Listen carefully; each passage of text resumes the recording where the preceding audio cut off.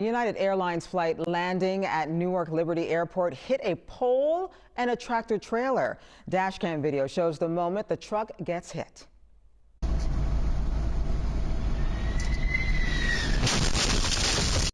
Ooh, wow.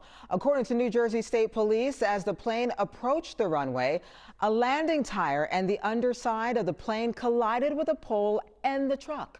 The pole then hit a Jeep on the turnpike. The Port Authority says the truck driver was taken to the hospital with minor injuries. I fly a lot for work, so I still feel like you have a better chance of getting hit by lightning than actually getting hurt in an airplane, but there's more than I would like to see right now in terms of air travel crashes or accidents happening.